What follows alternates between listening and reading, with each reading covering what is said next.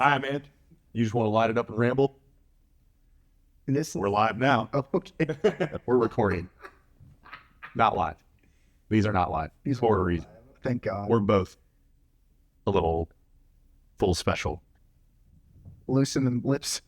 Not even that. Just they were having a blue screen. I have to sell this act. Like, Yeah. actually. Covering up my face with coffee. It's fine. This is not me being the douchebaggery is just I just have shit to do today as a real adult later. So He's actually going out and getting him some fisticuffs. He's gonna fight some people down the street. He'll live some newspapers.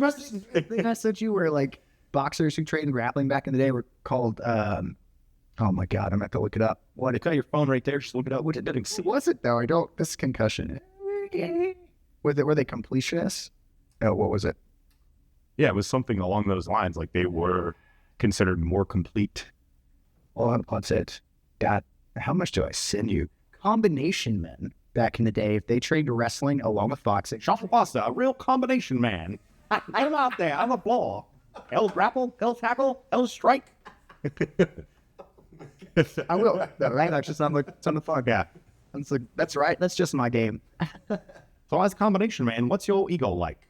My ego. Oh, is that what we're talking about? Ego. Not yours specifically. No, okay. So on the road to black belt, Yes. I was like, oh, I'm killing my ego. Like I get tapped up time, like no big deal. Got my black belt and the flare up was real. Oh man, at least 3 times a week. I have a little like, it's not a pity party. That's not enough. There's more. There's more than pity. Like some real sadness. It's like a tantrum. Yeah. Like, You're like, thought I was good. I thought I was good at this. That white belt just snapped my arm.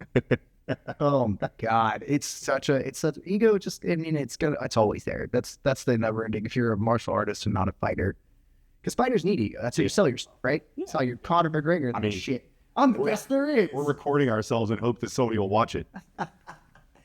No ego though. I have said multiple times here that I don't know why we're doing this, but we just have an interesting thought. Like people feel like they can approach us and you can come beat me up. You're gonna be able to black belt. It's pretty easy. Like just show up at any of the places that I train. Like, You want to fight a middle-aged white blue belt? Yeah. That one. That's every jiu-jitsu gym. I know. Yeah. Unless you're like the pros. Yeah. So And if you're there, you're that.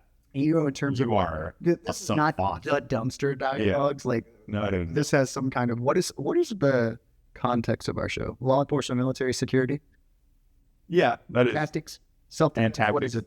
There's show and tell. There's some of this So ego, right? flare up bullshittery that we do. And then you have let's see. So you have the never ending like I see red, like, and you have athletic people who are functional from like sports and stuff who like can close a fist and violently strike you with it, right? Mm-hmm. Like that's something. But like Been there, seen it, got the concussion and the t-shirt. that's kind of where I was going to take it today. I was going to ask you, like, it's pretty easy to like, like my story is pretty simple. Like I trained martial arts and then I found a way to translate it. You came, but your story is actually really interesting. You were a Marine with no training. Then you were a cyclist, like an actual Cyclist before the Marine Corps. like Lance Armstrong cyclist. Yeah, but not pro. No, not approach it. Like, but like you enjoy, like that's what you did. Yeah. And then you were a theater kid. Mm-hmm. That Prior to that, yeah. And then you worked security for how long before you found martial arts? This is the problem.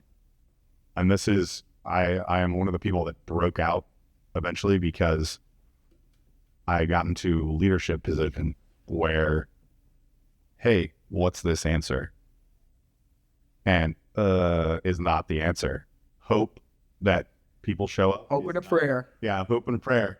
Well, guys, if we just... Or the real one, at least for that I hear a lot, is like, if you're in trouble, just go to a tool.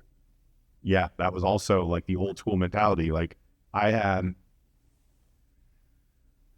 it really hit home was the first horrific, like the first time I really got my ass whooped, like in uniform. It's like, okay, so like, I mean, Yeah, vaguely, like what was... basically it was multiple people there. And I did go to a tool, but that was only after surviving like several strikes. Like Good strikes. Good strikes. yeah, the person was very violent, very precise. Even though I would say that they're not quote a trained like subject, they had enough exposure to rapid fire violence with their history that it would be like, I would consider them a problem even for somebody like you solo on the street. Okay. You would have to do things to them that you were like, this goes into a range that I'm like if I was charged. I'm tipping into like a deadly force area, even with hands. Right.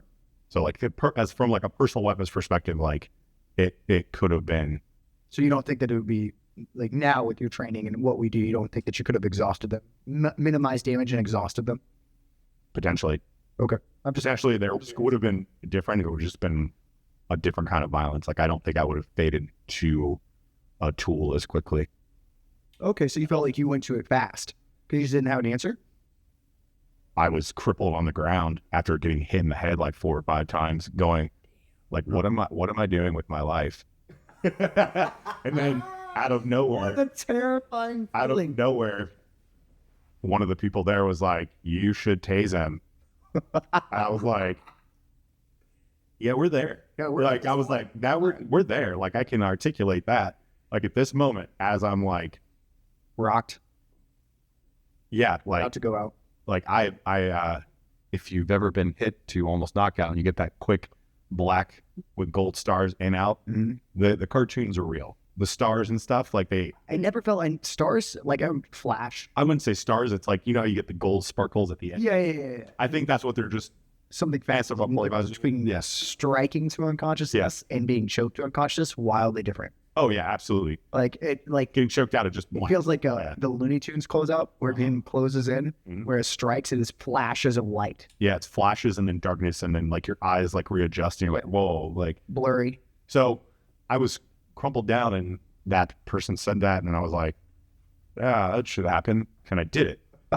And then afterwards I went to one of my bosses and I was like, I don't like that. I don't like what just happened. Right. I'm not But it had the answer. Not only did I not have an answer, it wasn't our response. I wouldn't say it was my first exposure to violence. What I'm saying, it was my first exposure to somebody who just didn't care. That the moves you did. They were just there to bang. Like they were there. So like the dude that I had. Yeah. Took you down. Yeah. They were there to bang. Like they were there. Like it was cool if it went that way. It was cool if it didn't, but I'm here for the party. Like that's fun terror. Yeah, that's like those people are like, those people worry me more than the people that like, I want to fight. I'm like, okay, your goal's clear here. That I'm ready for whatever. I'm like, because they're at a place where they can adapt, right? Which is where we want. They're in an adaptive mindset. They're like kind of in a right chill. away. Yeah, they're just like violence. Okay, cool. Yeah, like they're just at the party. Like, oh, cool, it's time to be violent. I'm here for the fight too, and I'm gonna go back to dancing. And I'm just like, so it's a mosh pit. Is that what you're describing? That's too violent, sir. I'm just okay. So you talked to a boss and I don't like that. Yeah, and I said, how did you find your way to, and what did you decide to do? I thought the answer would be going to police level training.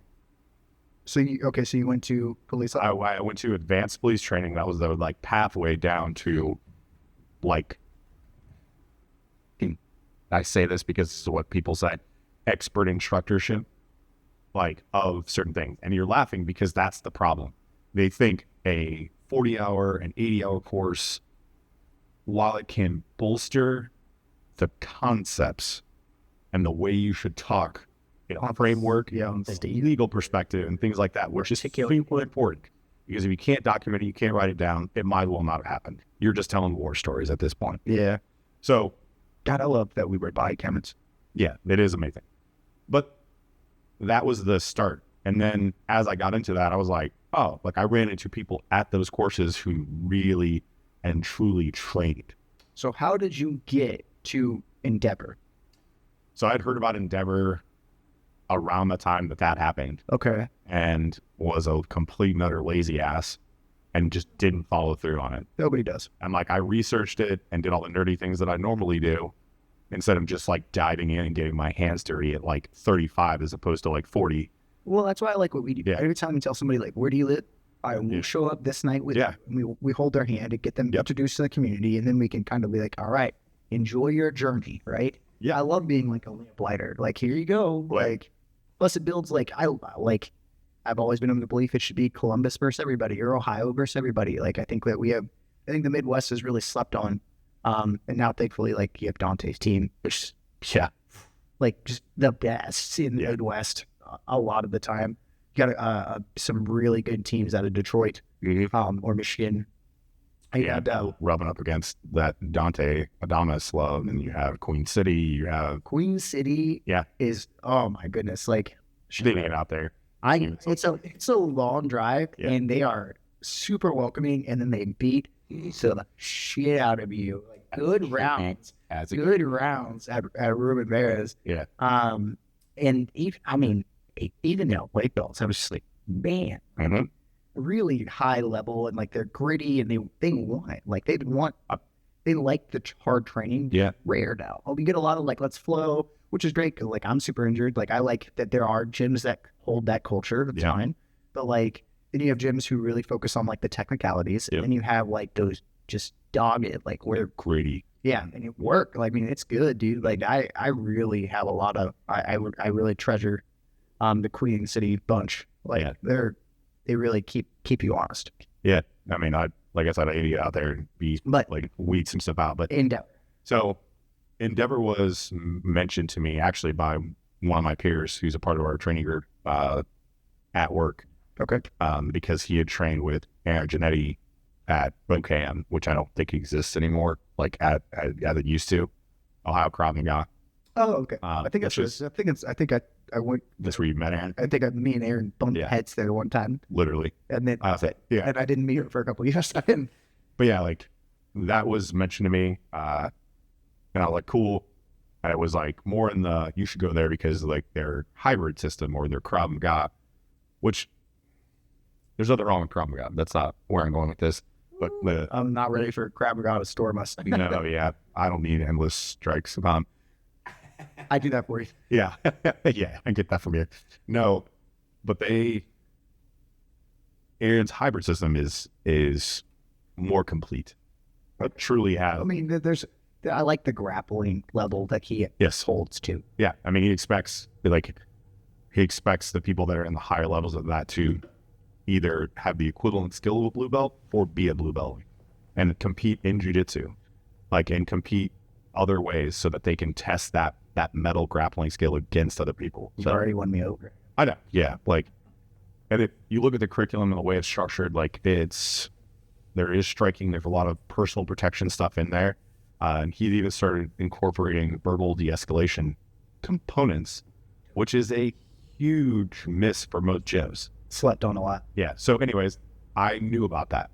And what really pushed me into it, I was overweight, I was working out, but I wasn't fit. I know I looked like melted ice cream no matter what, but I was much bigger when I started to train. And I was at a professional course. And in my mind, I was like, why am I not just doing these things? Like, I'm sitting here armchair quarterbacking, thinking that I'm somehow more proficient when I have never actually tested my proficiency with trained people. So it was time to unask myself from the chair. You mean kill your ego? Yeah, literally to go out and find out what I and then go on the endless journey. So the concept I understood that there is no one answer to violence quickly became apparent just through the initial Krav Maga stuff I did. Right. And then, so it was going at 11 o'clock. And at the time there were 11 o'clock Krav classes on the days that I had off. And right after that, there was a fundamentals class. There was a jiu-jitsu fundamentals class. So I stayed for that. And then Aaron was there and Cheney. And I really didn't know Mike at all then. He was just the black belt at their school. And I was like, cool. He seemed like a nice guy. Whatever. You mean the best? Yeah. So Aaron's like, are you going to stay for the whole thing? And I was like, I'll try. Because I knew I was super out of shape. I had no idea what it was. Those first couple were hard. Yeah. So I worked my way in through with the fundamental stuff. and then did my first, I did 2.5 hours of training in one day. And when I rolled for the first time, first of all, it wasn't great. And just to show you how green I was, I kept my watch on to see what my heart rate was. It almost peaked at 200. Not that anybody was in danger of getting nerd. Yeah, not that anybody was getting any danger of me like doing anything with my watch on that would hurt them. The most danger was you having a heart attack. Yeah, exactly. Literally, at that moment, I was like, having been a well-trained amateur endurance athlete, when I saw my heart rate hit 200, I was like, oh my God, I am so out of shape. Like, I was literally like sucking air, and I was like, you weak bitch. Like, and nothing, and then like, no offense to like the Hyben system, like, there was nothing that could replicate that except rolling. Yeah, because that test of metal of like grit of like grabbing something. That truly is the secret of jiu-jitsu is the rolling, right? And it's such a strange thing because so many schools now like require to be like a 2-stripe or a 3-stripe white belt to even roll. And I understand it, especially because like I had an incident at your gym with Melanie where like she stood up and then her ankle rolled and foot snapped. It was a horrific thing. You know, from a visiting black belt, this white belt got injured with me. But like at the same time though, like it's almost like when like you're not gonna let your kid go ride their bike because they could be hit by a car. Like or they could fall down, not do anything. You have to allow the doctor says like you have to allow. There's life outside the house. The dogs must bark. You have to allow that exploration, right? Yeah. And I think bogarting it like that, a lot is rusted. I think you lose a lot of the magic out because like it just I still have people who like we train with, or like we get to come. They'll sit there and they're really uncomfortable. Everything's really weird, and then they'll slap bump, and that first roll happens, and you see like this realization, like, oh my, there's nothing like this. Like there's nothing, and that going back to the topic of the day, like strangling your ego. Like they're watching somebody that I now have seen them change. So I know that like they're in shape. They're like they have abs. Like they stay in shape, right? Yeah. And then watching them grow with a blue belt girl who accepts their strength, flicks it, reverses it, chokes her, and then like the first time that you see like a true like bro dude tap for the first time in that existential crisis, they can't even have time to process because that blue belt girl's like slap up again, here we go, right? I'm not tired. And then you see him go back to the well that just failed him, and then I think it's the coolest thing for me is watching the realization that everything that they knew before this point was complete ignorant bullshit. Yeah, I mean, Right. The other factor of that too is like the first time I ever trained, I didn't have a gi, literally training in the gi. I had no idea what to do with that, and I deal with people with clothes on all the time. Wild. And then when you put a gi on and you're in a gi and they're in a gi, and the sauna, they're just it's hot, but also like you're like, oh, like what can they do with the gi? And then you get strangled. I remember the first round in a gi that I had with somebody. He and I are both blue belts now. He had been there for like maybe a year and a half at that time. He snapped me down with my collar. Oh. And then I think he block choked me. Yep. Or Luke choked me, like something that I was just like, like immediately, like, and I was like, okay, this sucks. And like, so I remember immediate like, oh, clothes are real dangerous. Like, I remember it was at my old judo club, Pickwood Judo and Jiu-Jitsu up in above the YMCA pool, ran by Tim Grant, his son Chris Grant, me and Doug, and I think it was Mitch. This kid would come in with shorts and a gi top to this judo class. Loved sambo, loved leg locks, but my belt fell off. Yeah. And he took my belt and started to wind it around my neck, which is illegal in every art. Like, but like we were just like, it was a bunch of firefighters, cops, and military guys like all fighting. Yeah. And Mitch started wrapping my belt around, and I just remember being like, oh no. Yeah. Yeah. And then as he's doing, he's explaining like, yeah, like And because I was like, that would never happen in my life. They can't even take let their belts off and choke me. He said, no, but that hoodie will rip real easy. And I said, oh, what? They do? What's it like? Started like, what do you mean? What do you mean? Oh my God. And he's like, I'll rip that hoodie off and tie it around your neck. And I said, oh my God. Yeah. He was talking about the hood. Like, yeah, the hood. Like, and I was like, oh my God. I just like, so like realizing it. And then that's where like the true innovation comes of like all the new stuff that you see, like in ways to manipulate. And I remember people were like, shitting on Worm Guard, and then like they fell for it, and then they loved it. And then like the different ways that you can like, there's so many, it's never it. Like you can always unpack it. You can always like revisit something, change it, tweak it just a little bit. But like, again, that was another thing about like killing your ego. Like I make the joke all the time. Like I made it to purple belt. Yeah. On a foot sweep, some shitty half guard, and a very stubborn bite on a Kimura grip. That was how I made it to purple belt. Yeah. And then none of those purple belts gave a shit.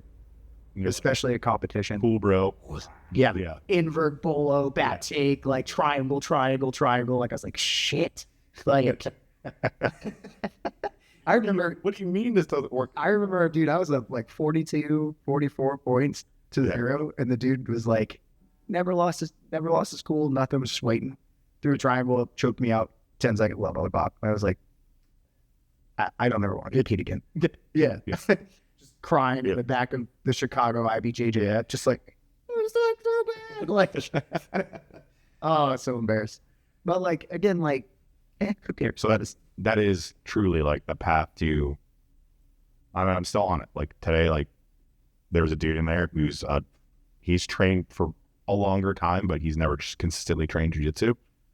He's younger, he's stronger than me, he's a white belt. Most of the time I can like control and get position on him, but he's just squirrely enough that he can get me in good positions and find an armbar here or there. And like, I don't care. The white belt I've been talking about, like there's a couple, I think it's white belt, honestly. Like, I'll say white belt. Like, some dude that like, some dude is good at grappling. Well, at my gym, Ronin, like, I know, like, probably the best class I wrote in my opinion, is like the Tuesday noon box class. Yeah.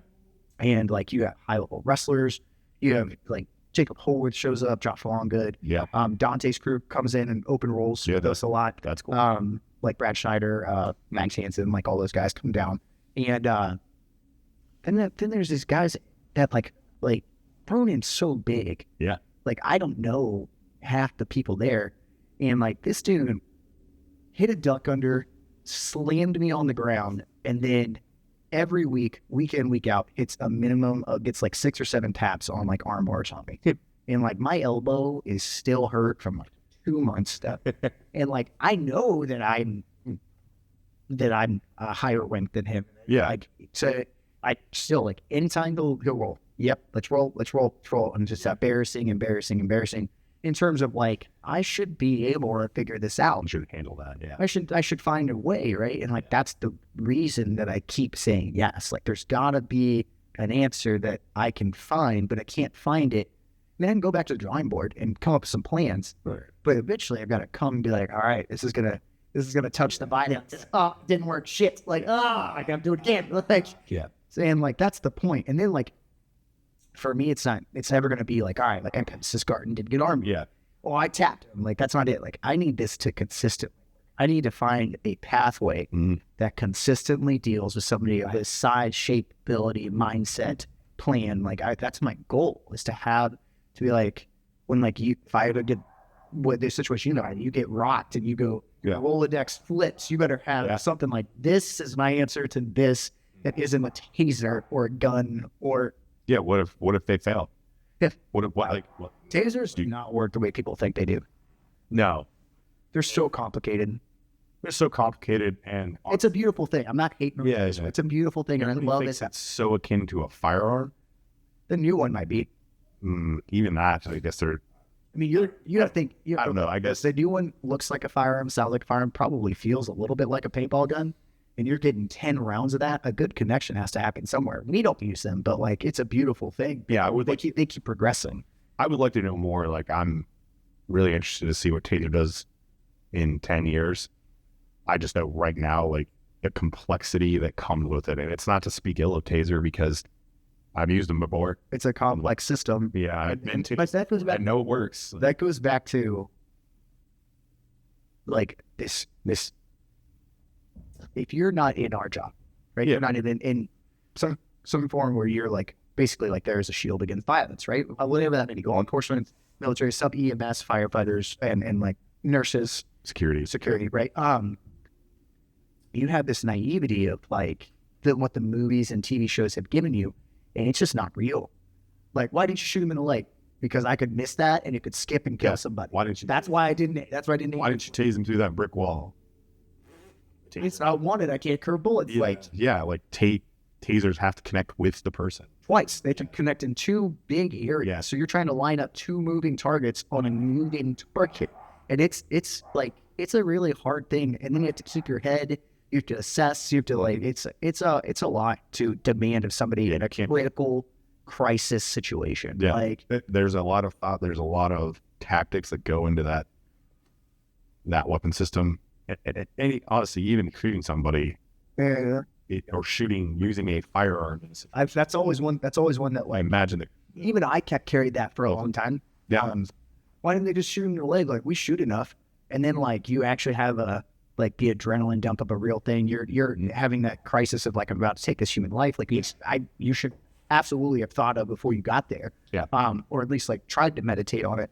But like, and then you have to think of the backdrop, and then you start, especially with my department was really good about showing like the trajectory and how they can bounce off things. Yeah. Once it leaves your barrel, like there's a reason that center mass is what you're going for, because you want that bullet to stop in the bad guy, right? Yeah, you're responsible for you're responsible for what happened. Everything behind it. Like it's a hard thing, and then people face it a lot, and then don't do the proper like PTSD or spicy deja vu.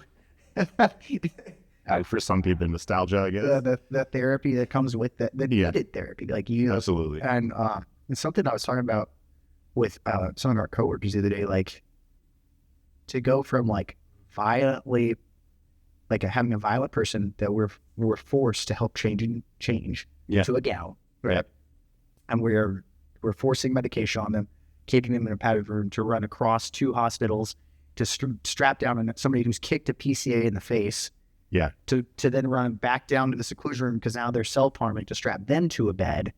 Yeah, you're talking about different situations with a time span of maybe 30 minutes. Yeah, and then you have there could be 4 to 5 different. By the way, we have a incidents. Helicopter trauma flying in, and CPDs bringing in a combative, and like we're just like there's all these different pieces that like, and that's just an 8-hour day. Some of us do 12s, then some of us get held over for 16s, and then they have to be back the next day. Like it's wild, the expectation of like what the human psyche can kind of like accept and take. I would say, I've had this conversation with people who've done our job and then gone on to policing. I had one of them, and he's like, well, I think I'm going to go to this department. It's smaller. And I said, let me ask you something. So do you like what we do here? He said, yeah, like I like it. He's younger. Yeah. Started younger. And he's like, yeah, I love the activity. I love the like constant like flow and movement. And I said, no, go to that department. You were going to sit and watch the grass grow. Yeah, I was like, you will lose your mind. It's boring. I was like, also, can you age out there? And he's like, what do you mean? I said, what are their options? And he's like, patrol or move up. And I said, don't go there. I was like, that's not what you want. I was like, you don't want to move up because any leadership job in a government job is political, especially in uniform. Well, I never wanted to move up in law. I know. But like, I want to move up here. Yeah, but what I'm saying is like that, like you're dealing front-facing small town politics. Right. Yeah. The true F. We'd like to add another street light. Yeah. It's not in the budget. Yes, like that's Bill's job over public engineering or whatever. Whereas the department he did end up going to, he didn't stay that long, but he was never in need of a problem. Something to do. Yeah, or something to do. And even now, I would say he's probably in the same situation. But speaking of like touching the violence, like he went to that department, touched the violence, and was like, I don't know that I want to go further because it was so hard. Yeah. Now where he is, it's not that it's not violent. It's not that it's not dangerous. There's same problems. The danger's different though, because now you have to keep you're almost like a walking insurance policy. You have to stay sharp for that moment that might come. Yeah. Like, whereas that's what I think I really like our job. Like, it's violent in some like there's de-escalation, there's verbal, like there's some form of like, I don't even say violent. Let's say like distress, right? There's a problem to solve every day. Well, and honestly, like it's unique because we get problems that other norms of the police being involved don't go to. Corrections. Well, yeah, what I'm saying is like we get stuff brought to us that's the jail will take. Like the jail will not take this. Okay. Well, I guess I guess they come there. Do you want to stay with us? Yeah. Right. Cool. That's a great. That's a wrinkle in the system. Yeah. Well, I mean, where are you going to lay the blame at though? I'm not trying to label him. I'm just explaining. I know, but I'm not saying system implying that they're blamed to be late. It's a problem. Like it's just a problem. It is a problem, and it's not just our city. It's every city. Yeah. Every Gotham has this problem. I made my hair stand up. I should have just means. But you're right. Like because we can create a semi-sterile or sometimes completely sterile environment free of outside effects. Like we can remove other people as a factor. We can remove phones. We can remove weapons because there's a search aspect to it. We sometimes have an opportunity to speak longer than other types of like. That is something that is military like that one. That is rare in law enforcement. Where like you come in, you make contact, things are hunky dory. Yep. Then like an explosion of something happens, emotions, right? Yeah. And then it's like now you're just like bad copying it, right? Yep. I've such a strange thing in a hospital setting. Like I've seen you flow through good cop, bad cop, like we're down here, and then then you're gonna see that patient later that day when they have another crisis, or the next day, and then you have to re-engage with them, and now you have a rapport, and you're kind of setting boundaries and setting standards of this is how we operate. Well, a lot of times, to be funny, I'm the Baskin Robbins of whatever because it's got 31 different flavors of personality. It's like, what is that? And then they know, he can do this. Yeah. But he is baseline just going to try and work with me. Yes. My goal is not. My goal is not. Fool you. None of us want to do paperwork. If we can just talk our way through it. From cops to military. How can I be the least bothered by this? Paperwork is the lifeblood of all of that stuff. But yeah, if I don't have to write or do more than I would, I'm not going to. I would much rather that means a resolution was come without any kind of violence or me, which is our goal. Yeah, which is the goal. It's not necessarily we don't want to do it. It's that just means that it was a better outcome and violence didn't have to happen. Yeah, despite our love, I don't want to do it without mats and a referee. Yeah. I'm just confident. I'm most thankful for our job that is so consistent to give us the litmus test. We get to test it because it's necessary. And we're trying to be as nonviolent as possible with this. Yeah, I think that's hard for going back to what everything we're talking about, oh, you just want to be violent. I've been told that so many times. I've been told I'm so aggressive. Yeah. And I think it goes back to this is nothing. Or maybe it was a feint. This is violence. You consider this violence, but you don't know what violence is. There's that. There's a lacking. Yeah, you're lacking expertise to recognize when things are violent. I'll never forget. A long time ago, I got in a pretty bad situation where I got punched a couple times, and I used verbal stunning, and it was sheerly for effect. I wasn't even angry. I just got hit and they needed to resolve it. So I used verbal stunning in conjunction with a physical technique, and somebody I knew really well that I'd known for several years came to me and was like, I've never seen you get that angry before. I looked at her and said, I wasn't angry. She's like, what? I was like, I'm not even angry right now. I was like, that was purely for show. That was purely for effect. And she was like, oh, Mm. like couldn't grab onto because noises associated with violence and anger came out of me, but I wasn't upset. Yeah. And that like having that ability to like yo-yo, like you're talking about, is also comes through mastering what we're talking about, mastering ego.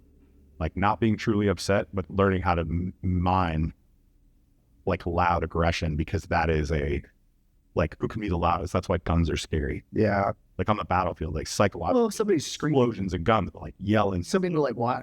That's not proper, crisis, whatever training, or trauma informed care, right? But sometimes you have to rise to their level to walk them back down, right? Like, and like it's something that I have yet to find any of my bosses and any of the departments I work for that like this speech, but it's the realest thing ever. Yeah. Like, if you're an irate dude who's ready to bang, I can be like, sir. Sometimes you're gonna be like, sir, can you listen to me? Sir, listen, motherfucker. Yes. Calm down. Let's just bring it down. Let's talk to each other like respectable men. Yeah. Like you gotta rise and meet. Like yeah. Like that bobcat outside. The dog, yeah. The dog is like Construction going on outside.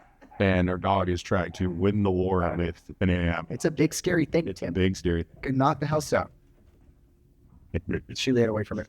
No, they're going window to window. That's what's going on. They're going to that window to that window. If they could go all the way up to the front of the house right now, they would. They would break it from that. Especially if somebody's moving past. Anyway, but like again, like I know that I get a lot of strange looks from the nurses at work because like getting spit on. I've had biscuits and gravy, hot biscuits and gravy and coffee thrown on our super nice uniforms. Yep. So I giggle. Yeah. And they're like, "Oh man, like you're about to lose it." I'm like, "Nah, like I just can't believe I got hit with that again. Biscuits and gravy again." And they're like, "You're really mad." I'm like, "Hey, it's the laundry day. Like I just washed this. Yeah. I'm not gonna wash it again for my ship to like that's my true anger. It's not that I got hit with food." So I think we're kind of setting our shows up like this now.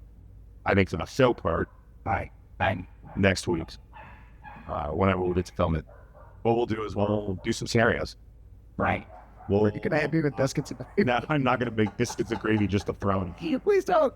I may like cut to us just eating biscuits and gravy. But a steak night show, we haven't eaten any steak. No. I'm not really sorry for that. But but no, I think what we do is he'll tell you that I humorously play like a good bad guy. You play a good, uninterested person. Yeah. So we'll get the group back together in some form or fashion to deal with me as the bad guy. How's that killing the ego? What, me talking about it? No, like how's the show part going to be killing the ego? Well, you brought up an interesting topic, like killing the ego, but like, what I can do is I can poke at you guys. Right. You do that well too. Yeah. You're able to get under people's skin for. Yeah, and so that's where I forgot about that. Yeah. So that's where we can talk about killing the ego in situations. But I think we've been in the amount of time that we've been locked this, maybe we covered quite a bit. I think while I can wrap it up with like what? Throw it away. Throw it into the ocean. Yeah. Hope somebody reaches some ocean. Watch this. I guess like if you are a veteran on your board position or in leadership of some kind that is still boots on the ground. Yes. I would encourage you to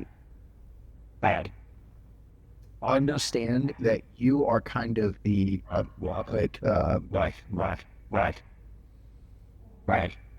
the plate has broken and your officers are trying to push it back together. You kind of need to figure out how to be the glue that replaces stuff, right? Yeah. Sometimes that's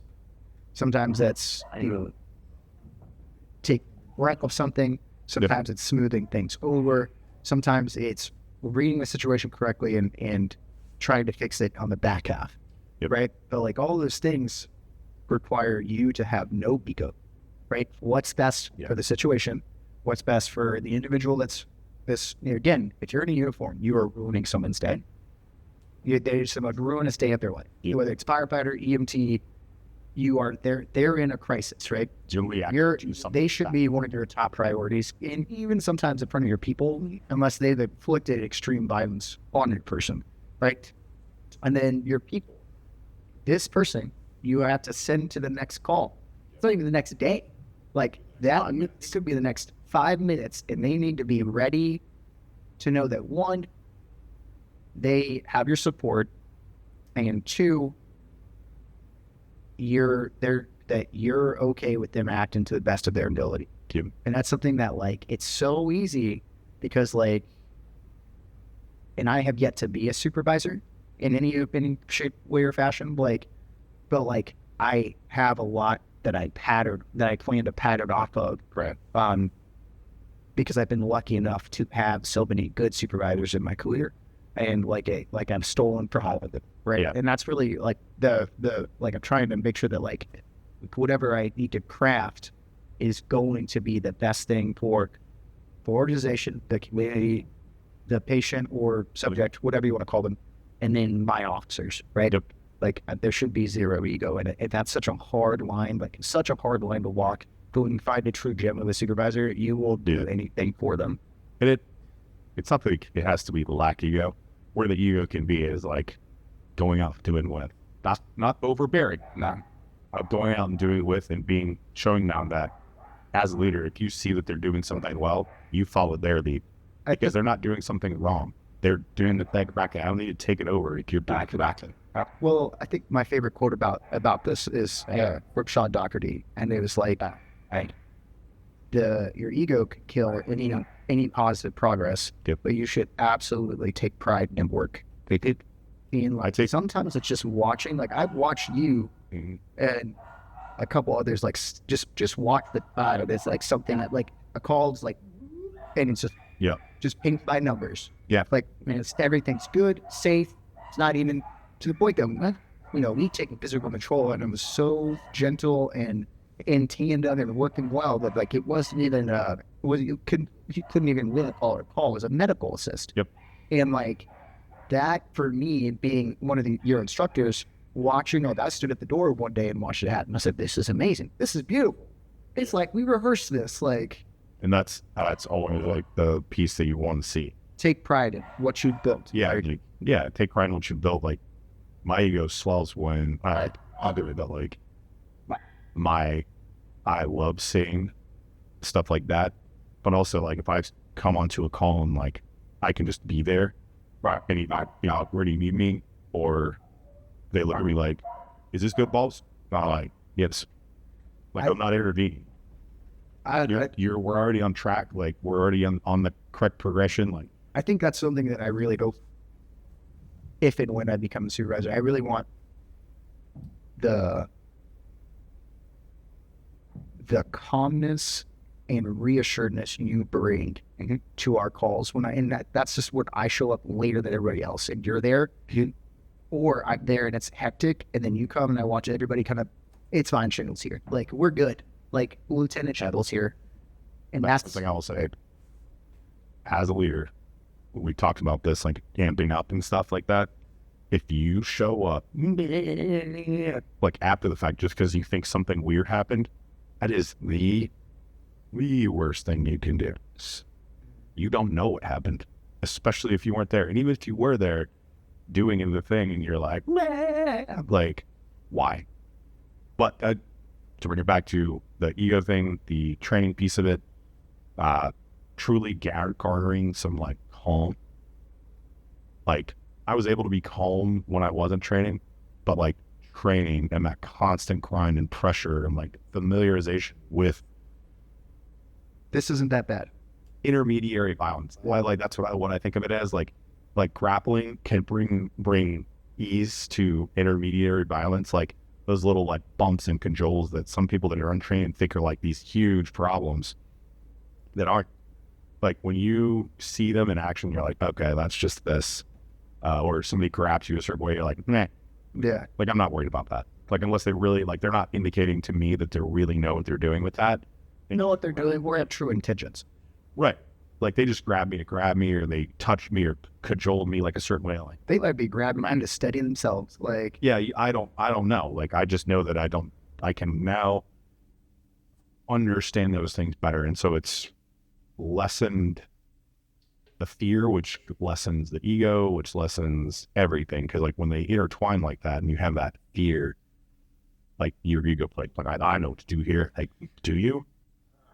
Unless you've touched somebody every day, Hundreds of hours. yeah, like intermediary violence of like struggle and pushing and moving and like that's what we're going to end on. what? Swallow your ego. Go train. Just walk to the door and go. Just go. Even if it's once a week, just do it. Yeah. Yeah. Put yourself out there a little bit. Yeah. And like, if you truly hate it, you never see those people again. Yeah. But like, go train. Like, go. Like, just quit watching it on UFC. Quit liking all of like the like. Don't get me wrong. Like Gordon Ryan, Craig Jones. I love that interest that you see. If you are seeking them out to watch it, you can do that too. Yeah. Anybody like Maybe really good. look at this like frumpy little bro. Like I'm like I've fought professionally. Like that's hilarious. That like somebody of my caliber fought professionally. Any single person can do it. There's no reason for you to not go train. And I know most of you, if you watch this, probably like John Wick. Yeah. You can do that. You can beat Keanu. I promise. Yeah. Like, and if you train and take it seriously, you can find where he trains and go train with him. Yeah. Like, or Tom Hardy. You can go train with Tom Hardy. Do you ever engage England? Sounds a real one. Yeah. Like, he's out there competing, legit. putting himself to the sword. Yeah, Like, he's a legit purple belt. yeah. Yeah. I would Oh, I don't get me wrong. I'd love to get some rounds in with him. I just know Paul Walker was a really good jiu-jitsu guy. I know what Ashton Kutcher is too. he's like a brown belt, isn't he? Yeah. And like, you like any of those, that's you have an interest, go train. Kill your ego, go train. Yeah. Go touch some people. Not inappropriately, but in a gym. All right. That was a weird sign off. We're not done. I just said all right. That meant the inappropriately. So we're gonna be done now, folks. Oh, we are. We have not figured out how to close these out, but No. thanks for stopping by. Yeah. The awkward hang. It's fine. You'll see next time. We'll do some scenarios. It'll be fun. Maybe. Have fun. Awesome. Bye.